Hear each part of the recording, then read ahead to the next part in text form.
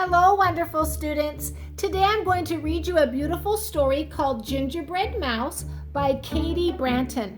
As I read the story to you, I want you to think about the things that Gingerbread Mouse does and what she designs, and ask yourself questions as I read the book. And let's have fun together. Here we go.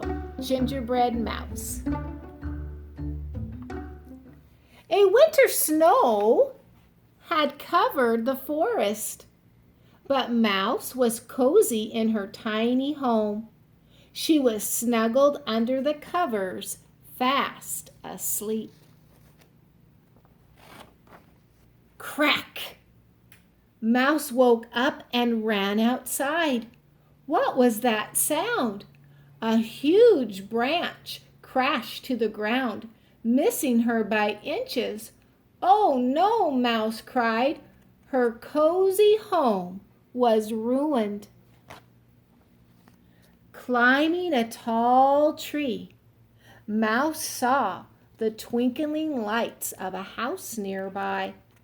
"I will look for a new home there," she said. After a long, cold journey, she reached the big house. A warm light glowed from the window. She climbed up to take a peek. Mouse couldn't believe her eyes. There, inside the house, was her new home, just her size.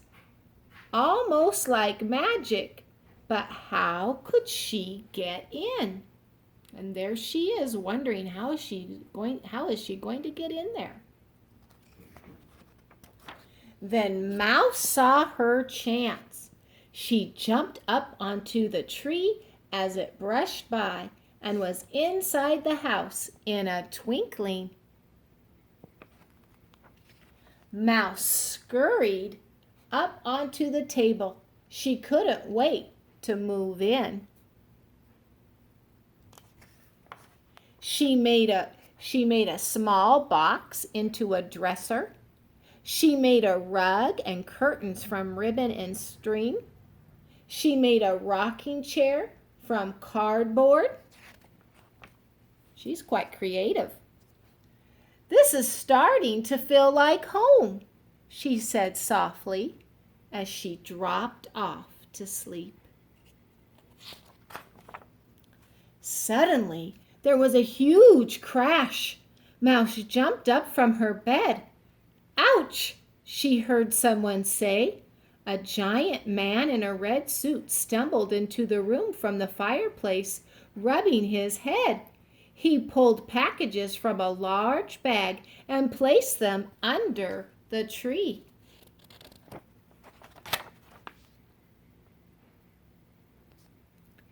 "You have a nice little home," he said as he filled the stockings over the fireplace. "You mean me?" Mouse asked. "You might need a place that will last a bit longer, though," he said as he sipped his cocoa. "Maybe I can help." He stood up and brushed cookie crumbs from his coat. Then he pulled one last gift from his bag. I wonder what that gift is.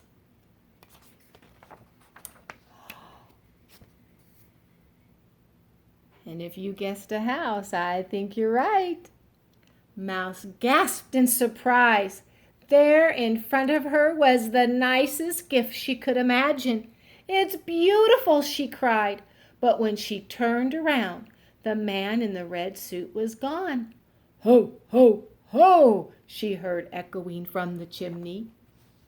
Mouse settled in right away. Oh, and look inside her beautiful home. Okay. See the restroom and a rocking chair, and the rocking chair that she made. Okay. On Christmas morning, the snow was falling softly outside the window. Mouse got up bright and early to watch the presents being opened, and there she is, looking at them, opening the presents. Later Christmas night, Mouse sat happily knitting a sweater in her new home. She heard a soft knocking sound.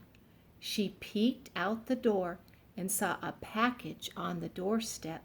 A small card was attached with ribbon.